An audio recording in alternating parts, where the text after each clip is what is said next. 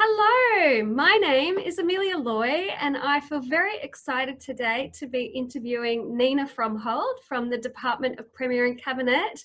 Welcome, Nina. Thank you for joining me. Thanks for having me, Amelia. It's great to be here. So I really wanted to invite Nina to do an interview with me about online facilitation because Nina founded and created the community of practice for Victorian public servants who are working in community and stakeholder engagement. The community of practice is called the Public Engagement Community of Practice, and it's followed on from another community that Nina facilitates called the Public Engagement Champions Group. Nina, can you please share with everybody listening today the two types of communities that you're working with, how they're different, and how you engage with them online? Great. So the Public Engagement Champions Group was created to help me build the content for a public engagement framework for the whole of Victorian government. So this has been a strategy piece that I've been looking at for the last 18 months. And it was essential that we developed this to be fit for purpose for every department and agency that works in the Victorian government.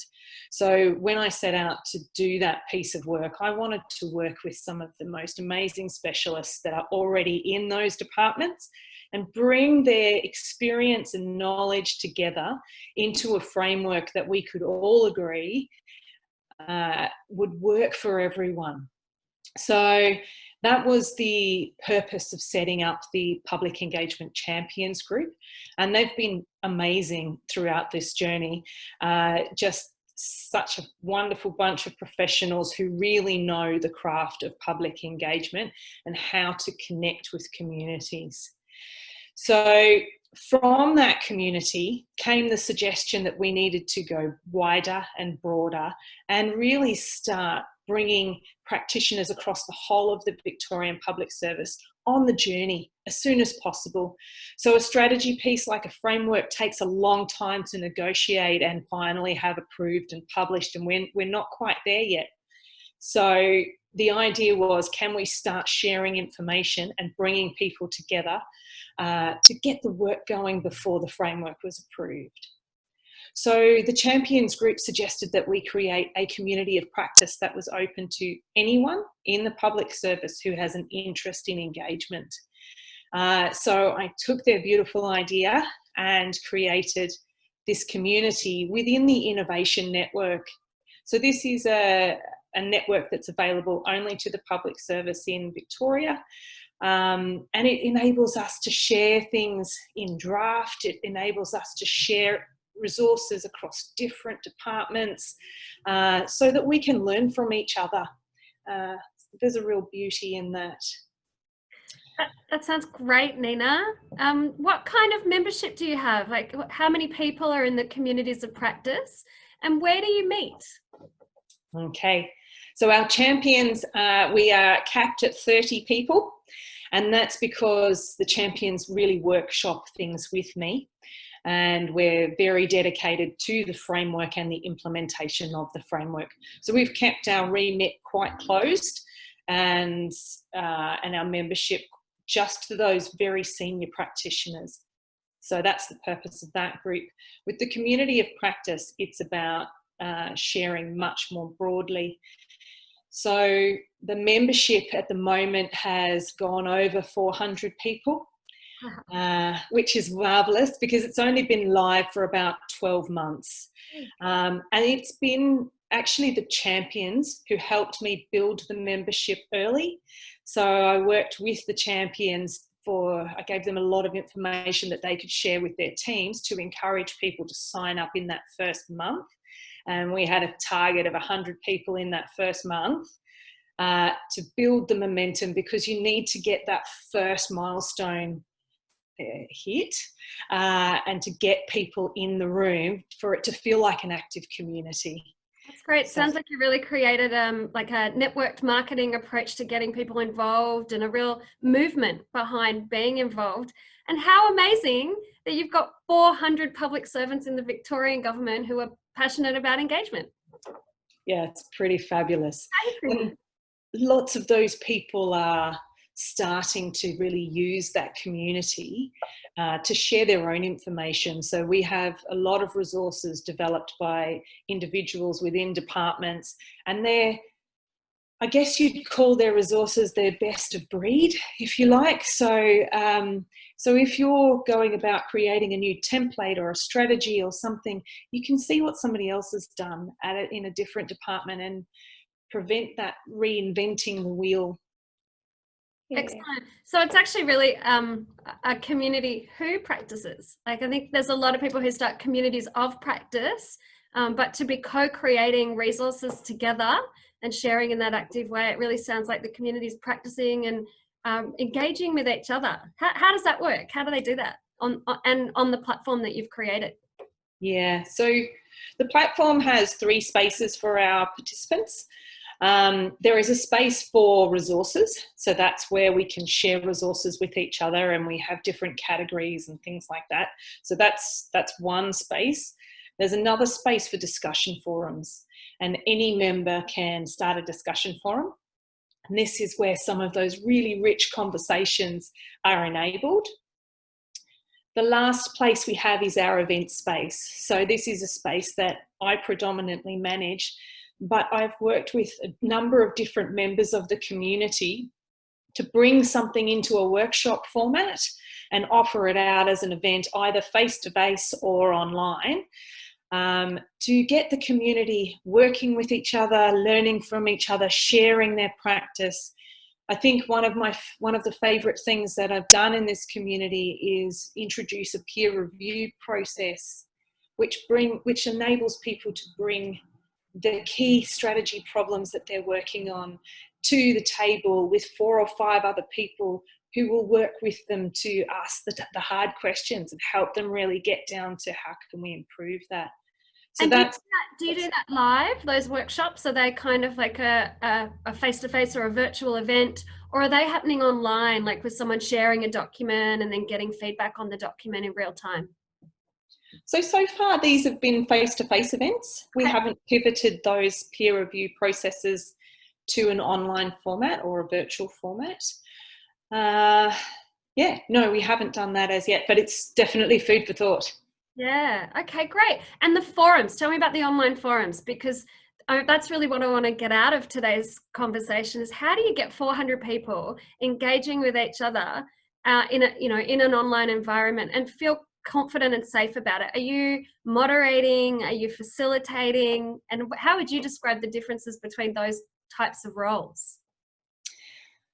So I kind of see my role as encouraging participation. So for me, it's about working in the background to keep people coming back to the site. The beauty of this site is it's available all the time, and anyone can go in at a time that suits them to participate as they would like to. But the reality is that nobody goes there unless you give them a reason to keep coming back.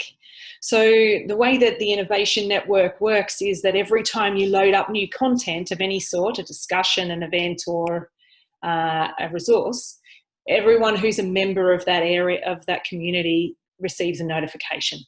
So a reason to come back into the group.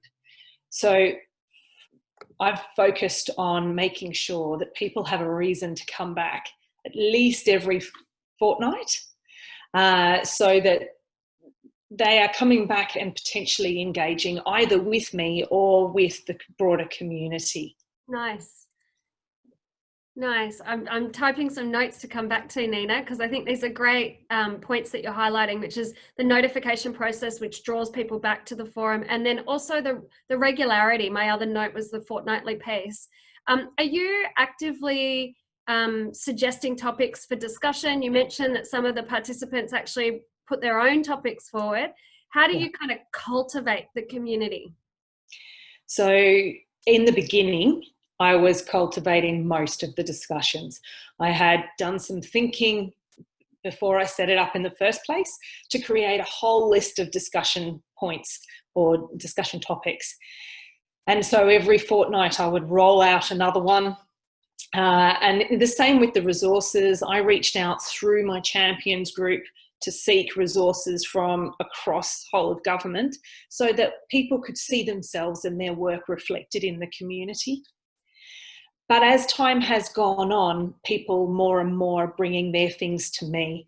So that's a huge privilege from my perspective, is when someone will go on and share a problem with the community and people have that opportunity to offer their expertise to each other. They're the discussions that usually end up with the most interaction. And you can really see the community working for each other when that occurs. Yeah, nice. Have you learned anything about the different types of personas of people who are, participate in online forums? Because, I find, in an event, for example, you get the very, very vocal person, and then you get the person who stands at the back of the room and kind of watches and waits. What have you noticed about participation in online forums? In the forum that I run, I think we have about 90% of people who are just watching the space, and the other 10% who are actively using the space for themselves and their work. However, of the 90%, a lot of those people will come to events and will sign up for events. So they're people who are waiting for an opportunity to participate more fully, often in a face-to-face or online forum, in virtual forum, as opposed to an online space. Yeah, I was so surprised at how quickly the virtual forum that we worked on together sold out. I think it was less than 2 hours. So that's amazing. 60 people. Let's talk about that, virtual versus online. The difference between virtual facilitation and online facilitation. Obviously, we're all learning with online virtual facilitation. What have you noticed about some of the key differences between the two types?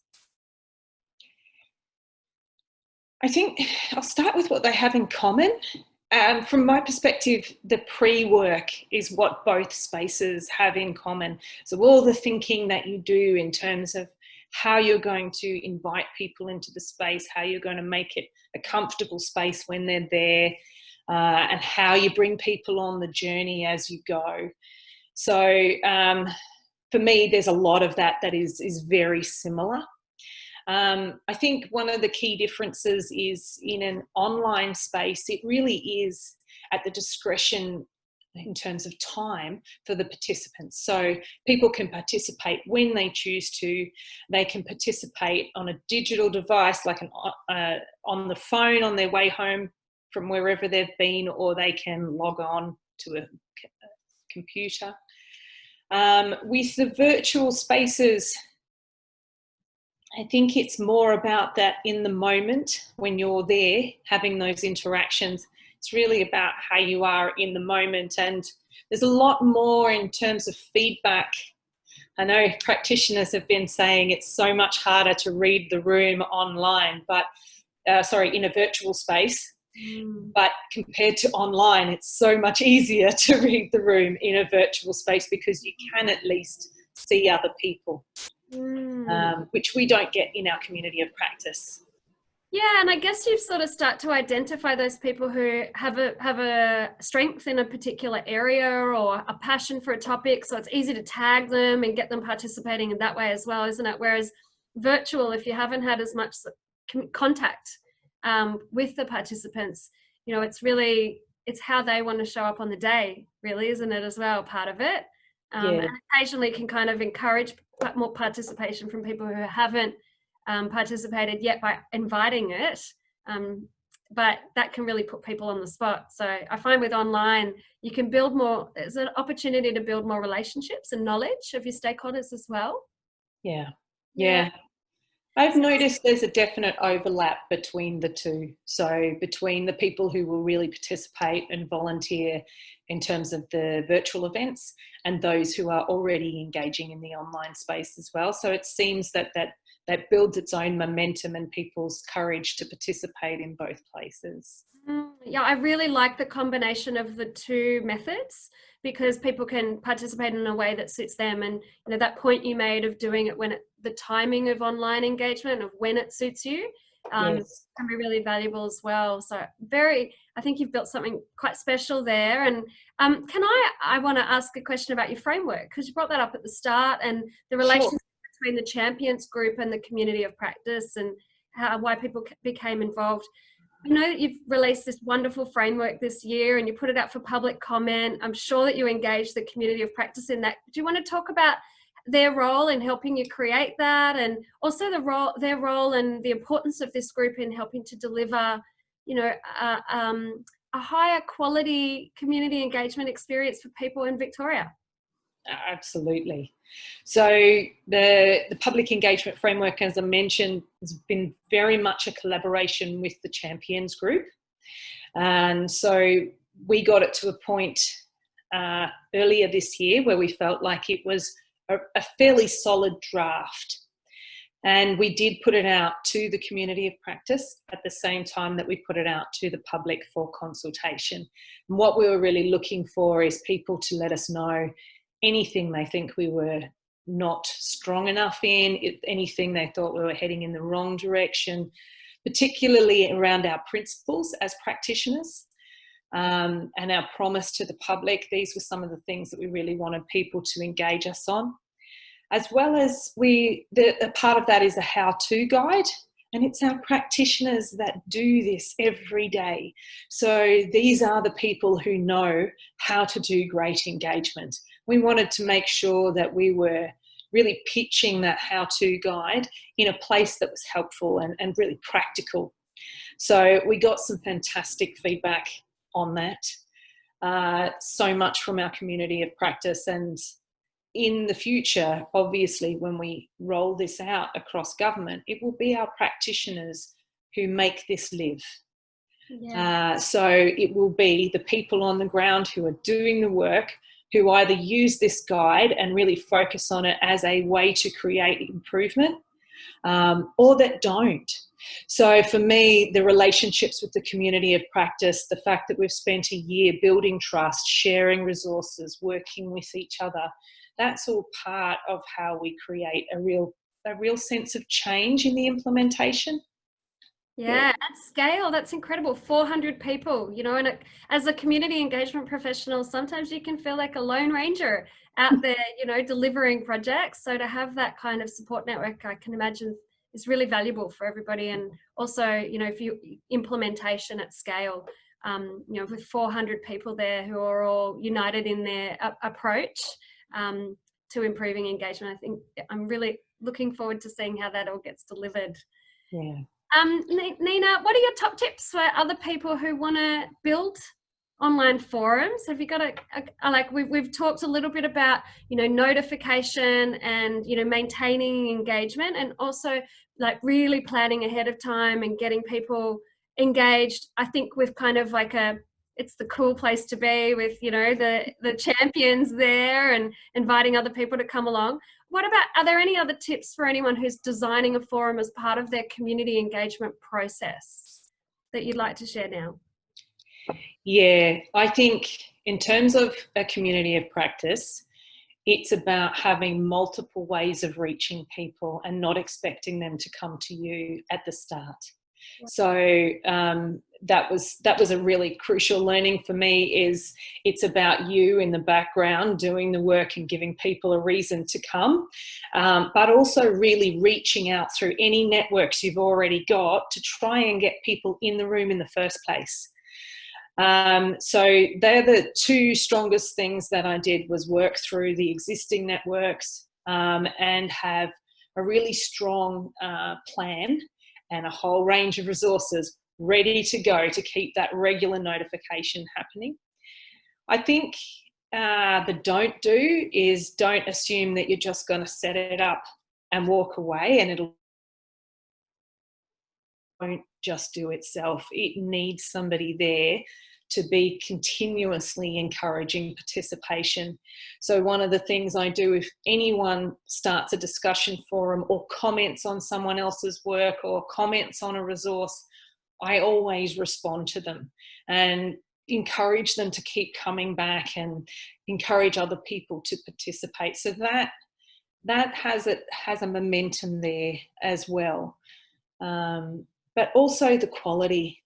I think one of the things that I realised very early on is that I couldn't create everything myself, and that the real richness was coming from the community and from the fantastic people who work in community engagement.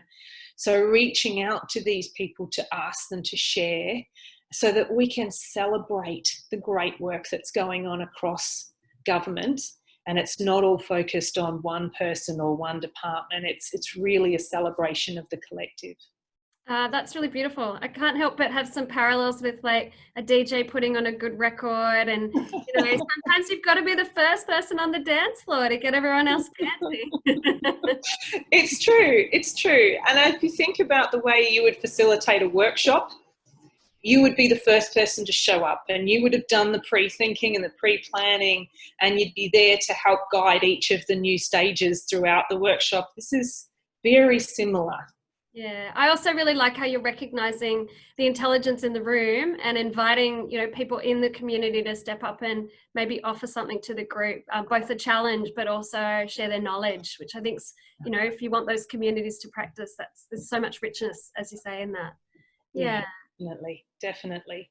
So, it's definitely my favorite part of the community is the fact that it's the combination of the whole. Yeah.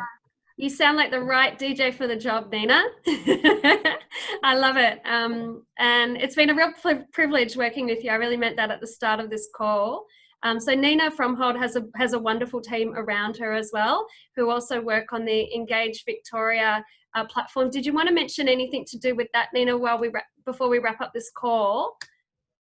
Absolutely. So in the same way that the community of practice that I run really engages with practitioners, Engage Victoria is our platform for reaching the community. And it's an online space where members of the community can look at all the different topics that government is engaging on at any given time and decide what they would like to give us feedback on.